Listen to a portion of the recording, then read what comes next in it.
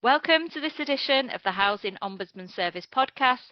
I'm Victoria King, one of the sector learning and development leads here at the Housing Ombudsman Service, and I'm co-delivering this podcast with Chris Harrison, who is an insight and systemic lead here at the Housing Ombudsman Service.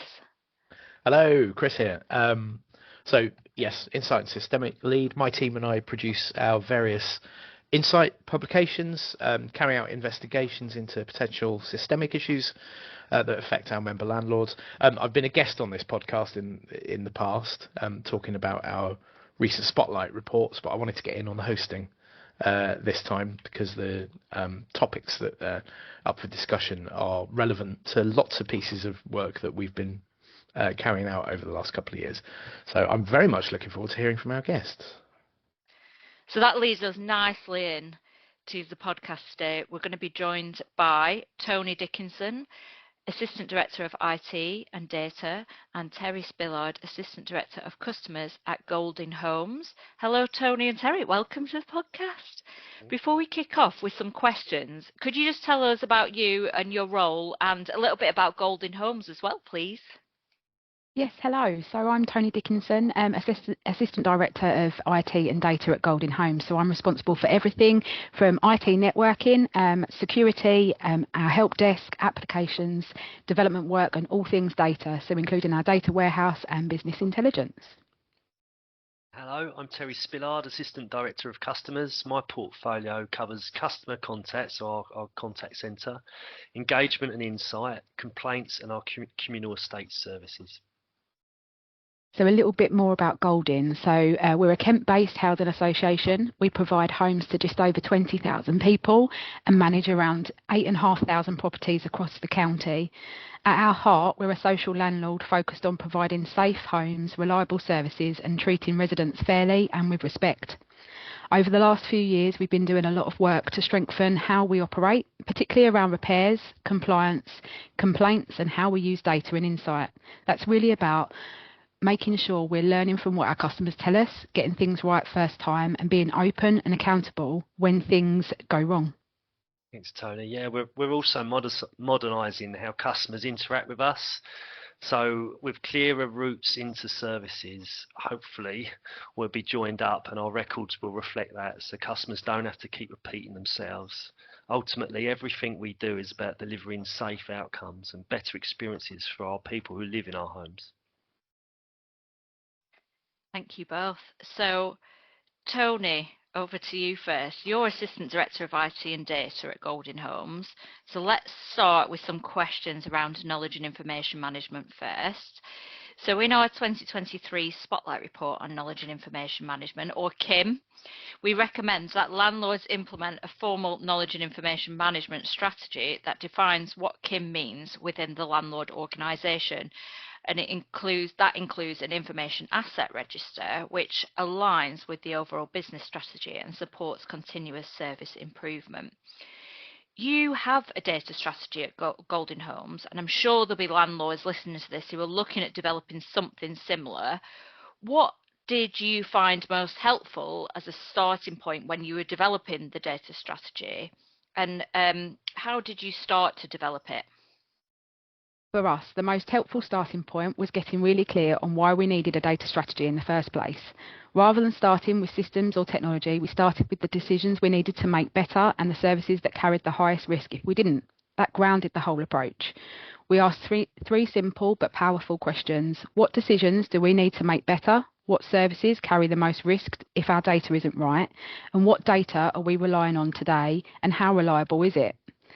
That helped us anchor the strategy in organisational outcomes, trustworthy, accessible data that actually improves services and decision making, rather than creating data for data's sake. We also committed early to the boring but vital foundations: data governance, standards and training. We rebranded our data assurance group to form a data steering committee with members of our senior leadership group owning this. And we started tackling historic data quality issues and set minimum data standards for the areas that mattered most. If I were advising landlords starting this journey, I'd say pick 3 to 5 real decisions, use cases, to define the minimum data standard you need to support each, and then build your governance and improvement model around that. start small, make it practical, and embed it into the way the organisation works. Thanks very much. I think that point about not starting with technology is really vital. We say in our report that a new system isn't a cure-all, so I'll echo that. Don't just buy a new computer, folks. So to sort of pick up and follow up on that, Tony, how did you go about embedding that strategy in the way the organisation works? So how have you ensured that data and information management strategy aligns with the organisation's priorities, the repairs, compliance, resident experience, that sort of thing? Yeah, so when we developed our data strategy at Goldin, we very deliberately didn't start with systems or technology. We started with decisions. We asked ourselves really simple questions. Where does our data actually have the biggest impact on safety, customer experience and risk? That question helped us focus on a small number of really practical use cases, and those ended up shaping the whole strategy, really. One of the biggest ones was repairs, getting it right first time. Repairs are consistently one of our highest volume and highest risk services. So the decision challenged for us was, how do we make better calls about diagnosing repairs, scheduling the right operatives, understanding the customer needs, and avoiding those repeat visits that frustrate everyone. Getting that right really matters for safety, our customer satisfaction, and for efficiency. Another major area for us was compliance and safety. That's a huge risk area for any landlord. The question was, how do we make sure we evidence compliance? Things like gas, electrical, damp and mould, and wider housing health and safety rating system hazards accurately and on time. Because if the data isn't right, you're exposed. And the stakes are high: regulation, including Awaab's law, audit trails, and most importantly, resident safety. We also focused heavily on understanding and acting on customer vulnerability. That's a strategic priority for us and a real regulatory hot topic. The challenge was, how do we make the right adjustments or choose the right response pathways for residents with additional needs without relying on information that's out of date or incomplete? Getting that right is also about fair access, safeguarding and consistency for our tenants. Complaints were another really important use case. They're an incredibly rich source of learning, but they're also a significant risk if they're mishandled. So we asked, how do we use complaint data to spot themes, understand root cause and identify systemic issues? So we're not just closing cases, we're actually preventing the same problems from happening again. That links directly to the Ombudsman expectations, service improvement and accountability. And finally, we looked at those priorities around investment and planning for our future. The decision challenge there was, where should we be targeting our resources? Whether that's repairs, engagement, digital services or estate services, based on what customers and property data is telling us. That supports long-term planning, value for money and making sure services evolve in line with customer needs. All of that is underpinned by our information management policy, which treats information as a corporate asset with a clear life cycle and controls around access, retention and disposal. That's absolutely essential for things like subject access requests, safety evidence and robust audit trails. Oh, yeah, thanks, Tony. Also, part of our sort of channel direction as part of the sort of new customer strategy is tell us once. So again, we go back to those joined up records so customers aren't repeating themselves, and we can tailor the support for our customers as part of that customer strategy. So we're committed in making sure we knew who's behind the front door. This came in the form of our customer compass, so like customer census, if you like.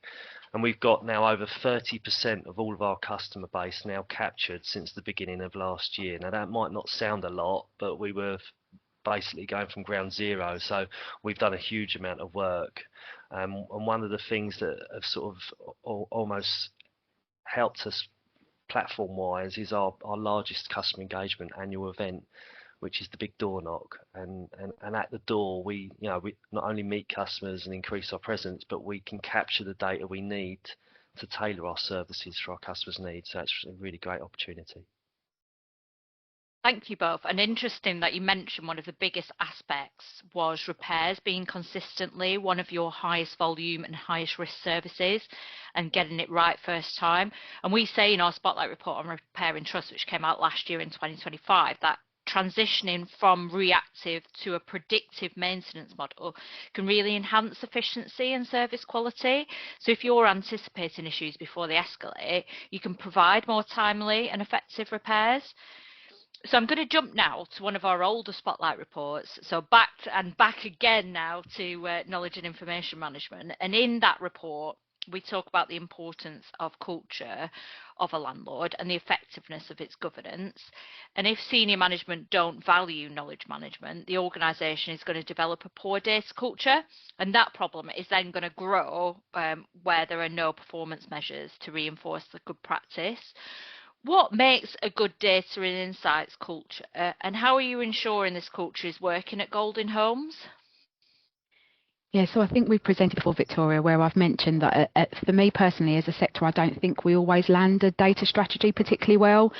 Often that's because we treat it as a technical exercise when actually it's a culture change piece. Ownership can sit too heavily with IT, whereas I see our role as being to enable and facilitate and not own the data itself. At Goldin, we're about 9 months into implementing our data strategy, and a big difference for us is it's owned by our executive team and our board. We very deliberately made a clear and the messaging around the why we're doing our data strategy and why good data matters, how it helps colleagues do their job better, and ultimately how it leads to better outcomes for our customers. Enablement is just as important. So we're giving our colleagues access to trusted data through our warehouse, providing business intelligence tools and supporting that with training and coaching. So it's not just on how to use the data, but it's on the art of what's possible. And finally, it's about mindset. We encourage those open conversations that challenge assumptions and make it safe to ask, what if we tried this? We reinforce that through data literacy training and practical quality concepts. Yeah, we constantly link it to real issues. So your safety, missed vulnerabilities, failed appointments, even poor complaint outcomes. Those risks are called out in training as part of our materials that we share with colleagues and teams and reports so that we can hopefully drive our learning through improved services. So as part of our discovery when capturing customer data via the customer compass, we were actually quite surprised to find a lot of customers disclosing some form of mobility issues. It was much more a higher increase than we anticipated. So from that information, we were able to look at how we could request more time to answer the door when we've got our customer-facing colleagues out on the estates. So that this formed part of a campaign where we put sort of an indicator on the system just to make sure that colleagues were aware that they needed to allow more time when knocking for appointments, and we saw improvement in our access rates since that campaign. If colleagues only hear about data when something goes wrong, you don't have a culture. It's more of a blame cycle. So that culture's got to be steady, visible, and constantly reinforced. I think involving the governance structures, which you've both sort of talked about there in these pieces of work, is absolutely vital. I think so. It's great to hear the board are involved. There's accountability. We're also interested in how it translates to everybody else in the organisation. So you touched on there about ownership and accountability throughout the organisation. What are you doing to create that culture and not just create it but maintain it? How do you keep it on track? Yeah, we've taken a really deliberate approach to creating that ownership and accountability for data, and it starts at the top. So as I said, our executive team and our board sponsor the data strategy, and we report to them quarterly on both the implementation of the strategy and the progress we're making with our data quality, and that visibility really matters. Operationally, we've put in clear structures, so every key data area has a named data owner and data champions, and we've defined our data domains so everyone knows what they're responsible for. We've also been really clear about what good looks like right down to field level, so there's no ambiguity. Data quality is also reviewed monthly at our senior leadership level. And if the quality drops, champions are expected to take action. And our remedial model is very explicit. So measure against the standard, log defects, agree the improvement plan, and track it through to completion. It's not optional. It's part of how we run our business. So from a governance point of view, I know Tony's already mentioned this, but we've relaunched our data steering committee with a really clear term of reference. So the committee is essentially the engine room for data governance at Golden Homes. It's there to give us clear ownership and oversight, assigning data owners, which I am one of, and champions across the business. So they review data issues and decide where action needs to be taken. It's also where we escalate decisions. So do a bit of horizon scanning across areas like data governance, data protection, AI. So we stay ahead of risks rather than sort of reacting to them. That's how we reinforce the idea that data isn't an IT problem, so it doesn't sit centrally. It's in Tony's team. Everybody's responsible. Accountability is embedded in the service ownership with governance that makes it visible, structured, and non-optional, really. Thank you both. We also recommend in the Spotlight report on knowledge and information management that landlord organisations should define the oversight role of governance in data and information management to make sure there is that accountability and strong organisational capability in using data for decision making. There needs to be strong data governance structures to ensure that accountability and oversight. So having that governance framework ensures that those data owners across the business remain accountable for data and quality.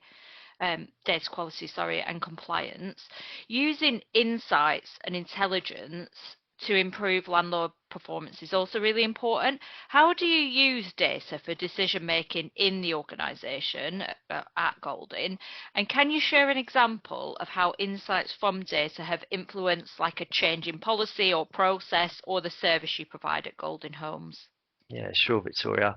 I mean, our complaints governance includes really strong, robust quality assurance reviews. So we do a lot of trend reporting. We use quarterly reporting to convert these sort of case learnings into actions, like improved record keeping, which is a big thing for Kim, isn't it? And the training and knowledge. We report to our customer experience committee, who are a committee made up of board members and customers.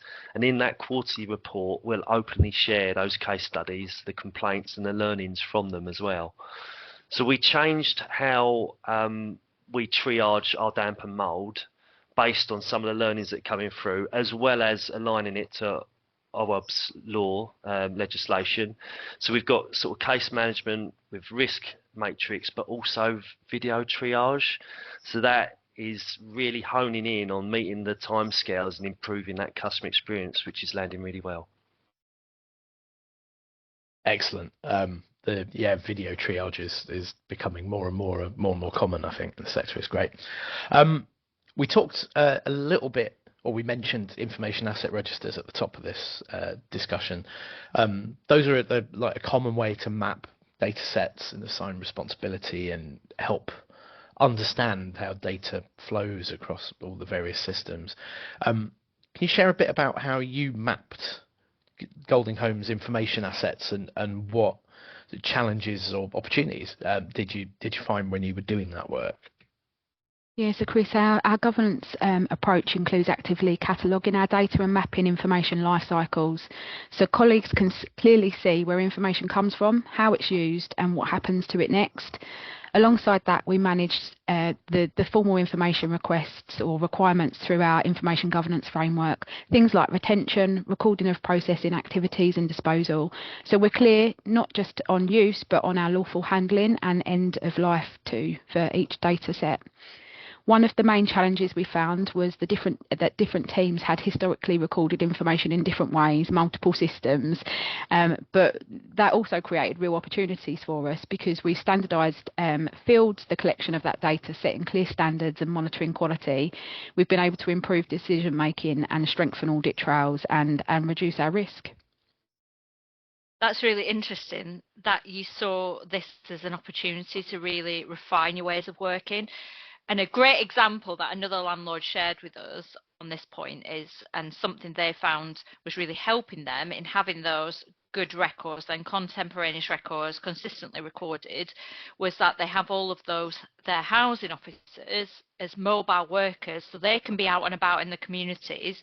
The housing officers then report back to the office, they phone them up with any updates to the resident, what the resident said, or stock information, for example, and that's then captured on the system by specially trained admin staff who know what the key recording standards are and what a good record should look like. So they're getting that updated information straight away, straight as soon as that visit has taken place, and it's been recorded in that contemporaneous way.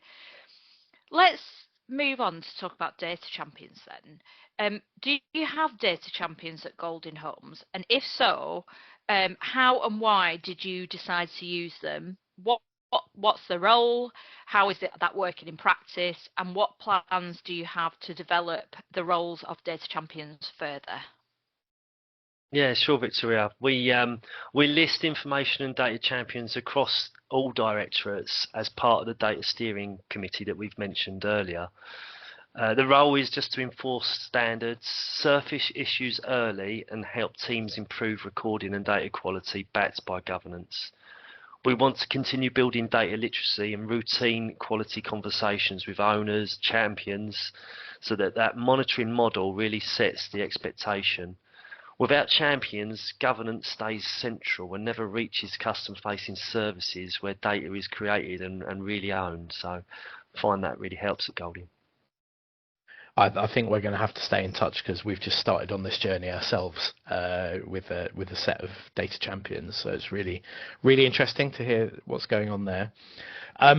So once we've got the data and we know what it is, we've been talking about using insights and data and intelligence to improve service delivery, improve complaint handling. I'm going to zero in on complaints now because that's kind of our thing. So how do you guys use complaints data to identify any wider systemic problems, systemic issues, and what role does that information play in enabling those insights for you? Good question, Chris. Yeah, we run a centralised complaints approach with that robust quality assurance that I mentioned and governance oversight. So using the learning outputs to drive service improvement is just part of our DNA. So we also use complaint reporting to identify where failures cluster, and there's no surprises here, but communication, appointment failure, delays around works, that early resolution sometimes isn't there, and it becomes a little bit more complex. So making sure that we've got a plan of action around those complex cases. But we like to turn sort of the determinations that we get into action plans. So we've got really clear named owners, and that the learning that we get from the reports are trackable, and we really utilise those. Our latest case study that we shared at the Customer Experience Committee last month, that actually resulted in us identifying a customer who required temporary housing, and there was a raft of sort of reasonable adjustments that we should or could have applied where required. So that was great to share that with board and customers, and that whole feedback loop really from a complaint. The key here is shifting from case closure to cause closure and letting data prove whether the fix worked, because if we keep getting those appointment failures month in, month out, something clearly isn't working. So that's where I would focus. That is really positive to hear, that you're pulling out the lessons identified in your determination findings and then making those action plans with those named owners so that you can turn it from a lesson identified into a lesson learned. And we've heard from other landlords that something that's useful for them is benchmarking their data and knowledge and information management practices against each other. And doing this has really helped them to enhance their knowledge and information management practices. In fact, we've got a podcast on how some of the London local authorities and housing associations are doing that, which we recorded back in November 2024. So if you're listening and you want to have a listen to that about how that's working in practice, feel free to search for our podcast back catalogue. So at Golding then, Terry, do you benchmark your data and knowledge and information management practices against other providers and sector standards? And if you do, what have you found during your benchmarking? Yeah, we do, Victoria. Yeah, we reference benchmarking with tools such as Housemark, just for our work and reviews. We also use external standards, so like really useful platform, the Housing Ombudsman Service Complaint Handling Code. The Spotlight Report Learning is something that my customer resolution manager absorbs, grabs hold of. We really like those, and just to stress test our approach against the action trackers that come out in those reports. We also lead on a complaints peer benchmarking group. So we've got around about 22 other RPs involved in that group. Can often feel like a counselling session, but it's a really good way of sharing best practice and challenges in the sector. Our customer scrutiny work has really come into play in the last year. So what they will do is compare sort of policy quality across other providers, and that normally highlights either high standards or where the sector isn't consistent. So that's a good example that we use. That's all really positive to hear. I often hear sort of colleagues and people I talk to and work with in the sector lamenting that we don't all talk to each other as often as we could. And whatever problem you're having, someone else has probably had it and tried to deal with it, and they might have been successful. There's always something to learn by talking to others, so I sort of punch the air in joy a little bit every time I hear that there's sort of proactive meeting between sector colleagues. That's great. Back on knowledge and information management, Kim, our friend Kim. The Kim report we published included recommendations around data recording standards, which you've mentioned, very important for ensuring consistent and accurate and complete data. Can you tell us a bit more about those key recording standards you've got and how you ensure that staff understand what they are, and ensure that the quality of your data remains high? Yeah, sure, Chris. Yeah, we do have clear recording standards, and we've worked hard to make them practical rather than theoretical. We've defined what good looks like through a few simple quality dimensions, things like completeness, accuracy and timeliness, and we build those straight into our training so colleagues know exactly what's expected in their day-to-day work. Our governance policy sets the tone, we establish the standard, we measure against it, and then we fix the issues when they crop up. It's not about catching people out, it's more about giving them clarity and then the support. And for us, what makes it stick is monitoring closes the loop through onboarding, training and refreshers, in staff training and regular conversations with our data owners and champions. That helps us spot gaps early and keeps everyone aligned. Right down, as I mentioned before, around field level expectations within our system, so people really know which fields matter the most and why. Setting the rules within those fields to help support our colleagues, so having mandatory and formatting around those fields and within our systems really helps. I suppose my golden rule is if you can't explain your minimum data standard in plain English to a brand new starter, it's really not a standard, it's just a document that the organisation is following. Love that, definitely. Policy and procedures are only as good as how understandable and workable they are. So as we know, following the Social Housing Regulation Act 2023, our complaint handling code is statutory and all members have to comply with all the provisions in our complaint handling code.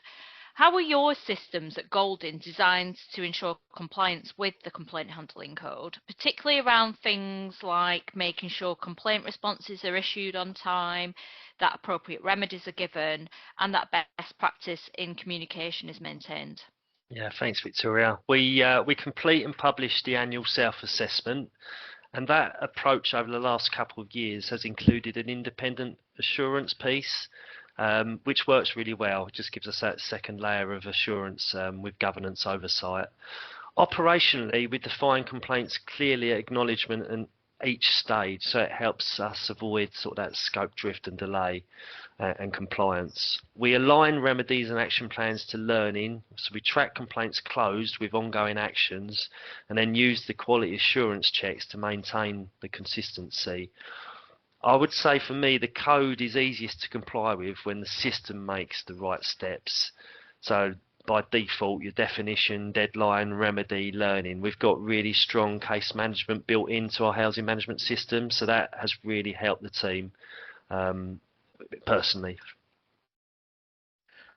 Excellent. That's good to hear. I think one of the biggest challenges I hear from landlords in relation to those complaint sort of case management systems is tracking completion of the actions that you've committed to in a complaint response, which you touched on there. It's so important. You've got to say, you have to do what you say you're going to do in order to put things right. Otherwise, you run the risk of losing the trust of your residents. It sounds like that system is tracking those actions, regardless of whether the case is closed. You talked about case versus cause closure earlier on. So yes, excellent stuff. Moving on, in 2024 we released my favourite spotlight report on attitudes, respect, and rights. So I'm going to move on to a couple of questions that relate to the recommendations in that report. So in that, we talk about landlords ensuring their service is human-centric, and what we mean by that is that services should be adapted to the needs and circumstances of each resident, rather than applying rigid, process-led approaches. How are you using that data you're collecting on doorsteps and through the customer compass and so on to personalise your approach with residents? Yeah, thanks, Chris. I mean, our engagement work says that customers want us to hold up-to-date information so services can be tailored. Doesn't sound that difficult, does it? Our new customer strategy going live in a couple of months. What we want to aim for is tell us once, and I'll go back to the joined up records again. So a vulnerability note or preference follows that customer. We also analyse customer contact through an equality, diversity, inclusion lens. So everything that we consider is an action for our engagement strategy. We look at that through a sort of fair access, reasonable adjustments. For me, personalisation isn't a VIP service. It's making sure we remove barriers so that everyone can get the same safe outcome. And I think how I'm supporting, say like Terry's area, is working with our IT suppliers and really challenging them on building better solutions for us as well. I think sometimes our systems let us down and don't automate processes that accommodate for customer needs. They do stick to that rigid process. So yeah, that's part of my role, is to challenge our suppliers on system build. Something we're asked fairly frequently is about how landlords can stay on top of recording, using and removing data on residents' vulnerabilities. And one of the data protection principles is about the accuracy of data. So back to Chris's favourite spotlight report on attitudes, respect and rights, we talk about how vulnerability isn't always permanent. It's not always a permanent state, and that information about residents is always subject to change. How do you keep on top of this at Golding? Yeah, when it comes to customer vulnerability, we take quite a practical approach. We don't rely on one single place for that information, because different types of vulnerability needs different levels of structure.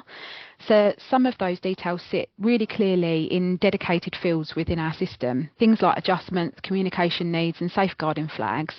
Those fields are deliberately structured because they need to be immediately visible to our colleagues and easy to act on. But not everything fits neatly into those fields. So this is where we have user-defined characteristics, so UDCs, within our current system. They give us the flexibility to capture important context around a resident's circumstances when it's not formalised data at that point. We're making sure those UDCs don't turn into a free text dumping ground though, so we're tightening them up, we're giving them clear ownership, we're setting consistent definitions and we're controlling how they're used. This means that information is meaningful, it's reportable and actually triggers the right response pathways rather than sitting unnoticed. Part of that is proper stewardship, so every UDC has an owner and we review them regularly so they don't just sit on the system forever. If a UDC has served its purpose and becomes outdated or needs restructuring, we either retire it or we rebuild it. And it's a living model, so it's not a static list. So overall, the way we manage vulnerability data is pretty straightforward. It's a known repeatable vulnerability type. It belongs in a structured field. If it's something emerging or more nuanced, it may sit in a UDC. But even then, in a UDC, it's governed, it's standardised, and it's monitored. And that balance really means that colleagues have clarity they need and customers get the adjustment and support they deserve. So thinking about an example of a UDC that we might use around those communication needs. So we have a standardised field around if a customer would prefer a text message or a phone call, but a UDC would add some context around that. So if a customer has mentioned to us that they have a preferred time to call, or if they would like a text before phoning, or any other communication support needs, such as speaking clearly or slowly, we would record that in a UDC. Yeah, thanks, Tony. I mean, in service delivery, vulnerability considerations are embedded into the customer-facing guidance. So we've got a knowledge hub that the customer service team use every single day, and that's sort of almost threaded right through our knowledge hub. We've got also an out-of-hours repairs guidance, and that lists the vulnerability considerations, so it's a constant reminder to colleagues. My practical tip, and I know Tony's covered it, but don't let vulnerability info live in free text and inboxes. Try and standardise those fields, have clear owners, and definitely review points to try and address that. Yeah, the balance, I've struggled with this in various workplaces, but the balance between sort of standardised sort of EDI info and the more contextual, person-specific stuff is really interesting there, and keeping it under constant review and making sure it's useful and up to date and all of that. I would stress that to people as well. Taking that to the next logical step. And sticking to our spotlight report on attitudes, respect and rights for a minute, let's look to the future. So we recommended landlords produce their own resident of the future analysis for the next 10 years. How have you, or have you ever, in fact, used your data to try and identify the needs of your future residents, so you can make sure that those services evolve to meet the needs of changing demographics and local contexts, and how is that shaping your long-term data service plans? Yeah, thanks, Chris. So we already use customer demographic insight in planning. So our corporate plan analysis identified cohorts that are most dissatisfied, and they were age cohorts and slightly outlier to what we were learning from our data. So we did some focus work and really turn that around. We also use structured engagement and server data to shape longer term service design and digital direction. So My Goldin, which is a self-serve portal for customers, and the accessibility part was something we've focused on as well for our future residents or resident of the future. We haven't formally branded it as a resident of the future, but the building blocks are there, that segmentation thinking, the customer needs data, and the governance behind it to scale it up. So when we consulted with our customers on the corporate plan, which goes live in April, hundreds of customers came back to us, and the consultation was really clear, consistent, robust picture of what customers want from Goldin Homes over the next 4 years. And the top three here: so get repairs quality right. Second is safety, including ASB. And third, no surprises, communication and transparency. So my takeaway to anybody listening to this podcast is start with what you already know. So complaints, contacts, repairs, engagement, all of that rich insight. Build that predictive insight once your base data is reliable. That would be my takeaway. Thank you, Terry. So to another of our spotlights now, this time our latest one, released in May 2025, the Spotlight Report on Repairs and Maintenance, or Repairing Trust. In that report, we talk about how many of the cases we uphold here at the Housing Ombudsman Service that involve, in some way, shape or form, poor or incomplete data, particularly around repair histories and contact records. What systems, processes or standards do you have at Goldin to improve the accuracy and completeness of repair-related data, and how do you measure the effectiveness of those? Yeah, for us, improving the accuracy and completeness of repair data starts with the basics. So we have our repairs policy and handbook that sets out really clear service categories and channels, and our customer portal that Terry referred to guides people through a structured reporting. So we're not relying on vague descriptions or guesswork. We've also invested again in that digital repairs login, so especially for My Golding repairs flows, so we can capture consistent diagnostic information. It helps customers tell us what's wrong in a more structured way, and it also helps our operatives get the right information before they even arrive on site. But the real test of accuracy isn't a spreadsheet metric, it's whether customers actually feel the difference. So that's how we measure effectiveness. Fewer repeat visits, fewer missed appointments or no access cases, and clearer communication and better satisfaction. Those themes come through really strongly in our customer consultation feedback and our transactional satisfaction surveys. And for me, the bottom line is simple really. Accuracy isn't an internal metric, it's whether the operative has turned up, he's been able to do the right job with the right parts and in that right context. If we get that right, the data's doing its job. Yeah, customers feeling the difference is the key point there for me. Monitoring the right things around that. There's a temptation to stick to monitoring some contractual key performance indicators, but if you're paying attention to sort of the number of repeat visits that a job might attract, then I think that's really useful, really powerful, and actually matters. You touched on this, but the big issue that all the landlords we spoke to raised with us when we spoke to them during our work on repairing trust was about access. And there's a chunk of that report talking about the emotional and physical reasons why access can be a problem. How do you pull out and analyse the insights around those repeat sort of missed visits or no access, and use that? How do you use that information to prevent problems arising? Yeah, we're quite deliberate about how we look at missed appointments or no access. So we don't just log them and move on. We explicitly track them through learning trackers and improvement plans, so they stay visible and actionable. From there, we look at what the data is actually telling us. So are there any patterns by trade, by area, by time of day? Are there any underlying barriers, things like work patterns or access issues or customer vulnerability that may explain why we're seeing that repeat no access cases? Once we can understand that a little bit more, we can use a few different preventative layers or levers. That might be better reminders, more proactive calling, or testing alternative appointment approaches where the data shows the current model just simply isn't working for our customers. The key thing for us is it's about a preventative loop. You identify the hotspots, understand the barriers, and adjust how you schedule and communicate. And then you remeasure to see if it's actually made a difference. The big lesson is if you simply code no access and then close the job, you create that repeated harm and that repeated cost.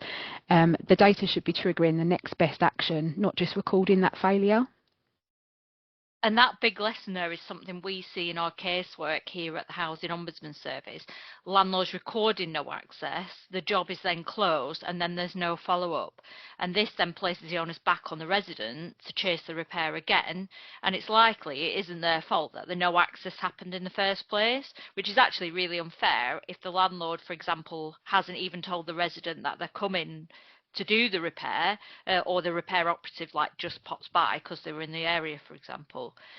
So in that spotlight report on repairing trust, we talk about moving from reactive to proactive repairs and maintenance services. So linking it back to data, how do you use data to be really proactive in your in-house repairs and maintenance services that you provide to residents? Yeah, we do. Customers tell us they want reliability and right first time, and we use that insight to design proactive interventions.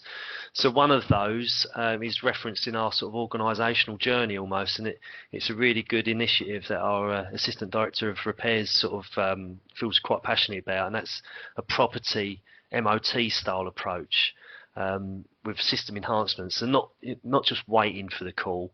We're also successfully trialling, I did mention earlier, the video calls during sort of responsiveness. It's really driving some time efficiencies. So we've worked out that a successful video call maybe from our damp and mould team or our customer service team, is looking at around £180 to £200 per call, preventing an engineer if it's, let's just say, a broken boiler that needs a little bit of guidance from the customer and the video call on the other end. So we're really seeing the benefits of that. And again, our damp and mould specifically, we've built a proactive, time-bound case management approach aligned to all of the new legal duties that come into play, so it really makes it quite clear and easy to follow. The simplest way to start is really just pick your top 3 repeat repair drivers and start building proactive checks into existing visits. That's the best way to tackle that. Nice, thank you. So another thing landlords told us while we were researching for that report was that having repairs services in-house like yours allows them to have sort of more ownership and accountability for the services that they're delivering. That can also apply to data. Go back to data again.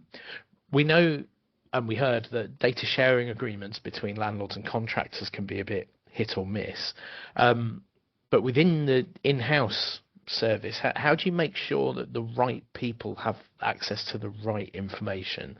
So, for instance, the information about a resident's needs, how is that shared and used at all the points that it needs to be?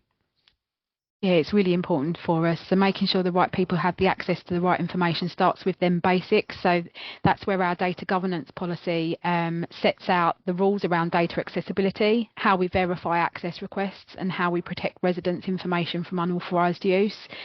Then we've got our information governance policy, so that puts that wider framework around that. So things like retention, disposal, and making sure sensitive information doesn't sprawl across many systems where it shouldn't be. Operationally, though, it's about joined up records. So if a resident has an adjustment need, the team handling their case should see that straight away without having to ask the customer again. So we've worked really hard to make sure that that information is available and where it needs to be, but only to the people and the roles that genuinely require it. We've strengthened that through our data steering committee, which has just approved our new access review policy. So this means my service in IT is now formally held accountable for producing regular access reviews. So the system owners are held to account for requesting changes and those corrections.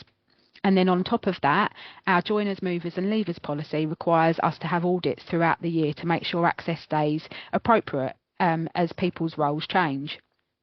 And really, I suppose the trick is to all of this is finding a balance between safety and privacy, so sharing enough information to prevent harm, but not so much that we create new risks. And that balance is at the heart of how we manage customer data at Golding Homes.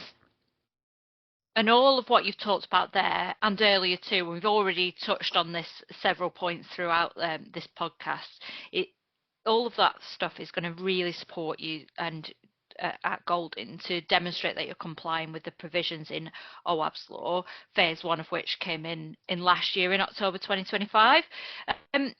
So let's bring that all together then and talk a little bit about Awaab's law. What have you done at Golding Homes to comply with Awaab's law phase 1? And what are you doing in preparation for phase 2, which is coming later in 2026? Yeah, so for Awaab's Law Phase 1, we started preparing well before the regulations went live. So we introduced our new processes in September, it's early September 25, and then we ran them through October's go live of the regulations. That included a full triage model, that risk categorisation that Terry mentioned earlier, and then bringing in that video triage so we can diagnose damp and mould issues faster and more accurately. We've also embedded that case management directly into our housing management system, so every case is properly tracked from start to finish. And alongside of that, we've built a performance monitoring dashboard so we can see in real time whether we're meeting that compliance requirement and where there's any risks emerging. Looking ahead to phase 2, we've already kicked off knowing that the governance guidelines out there and what that's expected to cover. Things like excess cold, heat, fire, electrical safety, falls, structural risks, hygiene and food safety. So our phase 2 is planning, it's already started, and we're getting our data and our processes and ownership aligned now rather than waiting for those final regulations to land. Excellent. Proactive. We like proactive. So yeah, good to hear you getting ahead of the phase 2 requirements. The other sort of unavoidable, inevitable change that's happening in the sector, which everyone seems to be talking about, is AI. So while I've got you here, are you using artificial intelligence? And if you are, what are you using it for? How is it working? Do you foresee AI being helpful in ways in the future for residents? Yeah, so when it comes to AI here at Golding, we've been quite deliberate where we're using it, but we're governing it properly. So the first thing we did was update our data governance expectations so that AI sits within that same oversight and structures as everything else. And our data steering committee now explicitly covers those AI protocols. And our draft AI policy sets things out like ethical use and transparency, and making sure that AI initiative has a named project owner who is accountable for what it does and how it behaves. Yeah, also operationally, we are starting small and practical. So on the complaints side, we've already recognised that some customers are using AI to generate parts of their submissions, which is absolutely fine until obviously it starts complicating the actual initial complaint. So we're just grappling with that at the moment and how best to support and handle that with the customer. We've amended our policies to reflect just that, so making sure that we do respond proportionately and focus on clarity rather than getting caught up in the style or length of the AI generated communication, I think is really important for us. In customer contact, the sector is moving towards conversational AI and automation, but we're still being really careful at Golding. So for us, it has to support safeguarding, proper routing of vulnerability cases, and make life easier for colleagues, not replace the human parts that matter. So where we do introduce automation, it will be with those principles front and centre. And quite honestly, AI is already helping us behind the scenes. We do have Copilot or limited licenses at the moment, but that has helped me in regards to sort of drafting some complaint responses, but just really making sure that human touch is there. It's checked over by humans. So yeah, we are starting to use AI now. Yeah, looking ahead, I think the biggest opportunity is freeing people up. If you introduced AI without standards, though, I think it can just amplify poor data and create more noise. But if you introduce it with really good governance, clean data and clear rules, and it can take away repetitive tasks and strengthen that triage and improve insight and let colleagues focus on human conversations and decision making that really matter. For us, that's the point, is AI isn't about replacing our colleagues, it's about giving them some more time to do the meaningful parts of their roles. So here at the Housing Ombudsman Service, we share as much learning as we can about complaints and trends we're seeing. How do you use our insights even and publications like the Spotlight reports in Golding Homes to improve services? So we reference the Housing Ombudsman Service learning in Awaab's law materials. So that Spotlight on damp and mould was a real classic, really. That was something that we took key colleagues around the business and picked it apart, really. So that was really useful. So the trackers that I've mentioned are aligned to each Spotlight that comes out. So we've got really clear owners around, well, what does that mean? What's that recommendation? Have we completed it? And how does that land? We also use landlord forums and sector insight to anticipate emerging themes. So, customer use of AI, we've covered portal frustrations, even compensation guidance. And we've adjusted our approach just recently on our compensation policy and procedure based on the information coming through from the Ombudsman. The value isn't reading the report, it's making it practical. Owners, deadlines, measures, bringing it to life, I feel. It is, as you can imagine, it's wonderful for us, or me in particular, to hear that those reports are being turned into sort of actions and measurable improvements. So thank you. My last question is about plans for the future at Golding Homes. Is there anything exciting coming up that you'd like to shout about? There is, Chris. The first thing I want to say is, and you might have seen it already on LinkedIn or our socials, but Golding Homes recently had the regulator visit, inspection over Christmas. We were able to share the news just a couple of weeks ago. Our chief executive shared with all colleagues that we were able to get the grading that we wanted on our consumer. So we got C1 from the regulator, which was fantastic news. Golden Homes, we're still buzzing. Lots of hard work, but also for our engaged customers that were brought along the journey. There was some fantastic outcomes there. So yeah, really pleased on that.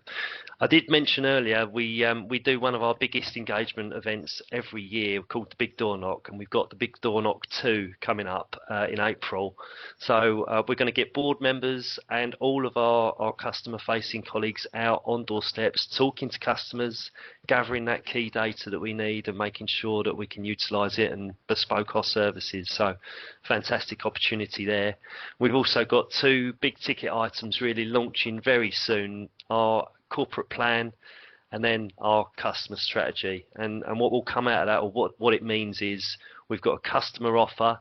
So we're going to be setting out really clearly with our customers what they can expect from us, with some service level agreements, but also a new customer service program called iCare.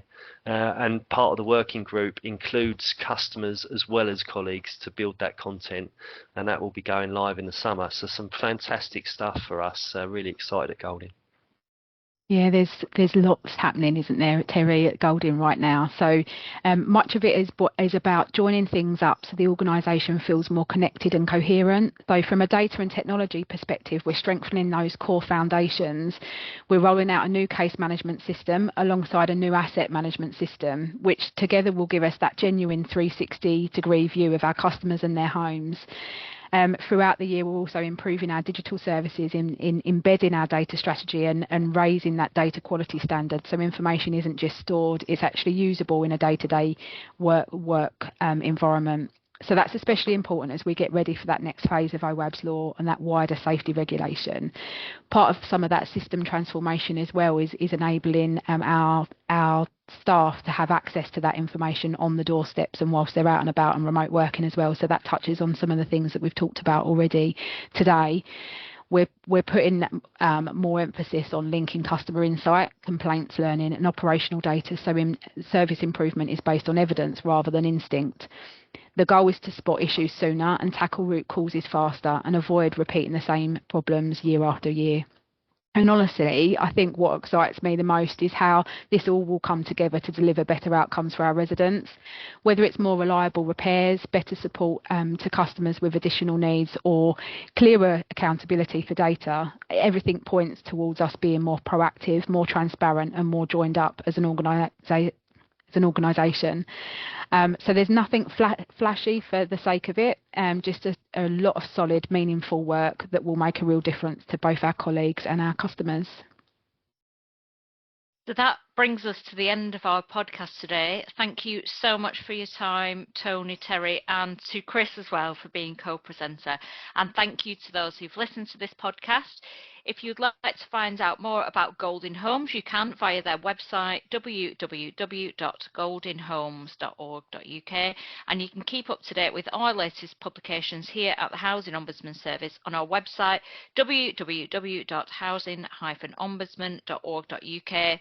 And if you're a member landlord of the Housing Ombudsman Scheme, you can also access learning resources, which we're adding to all the time, for free via our Centre for Learning Landlord Hub, details of which you can also find on our website. Thank you very much for listening, and speak to you all again soon.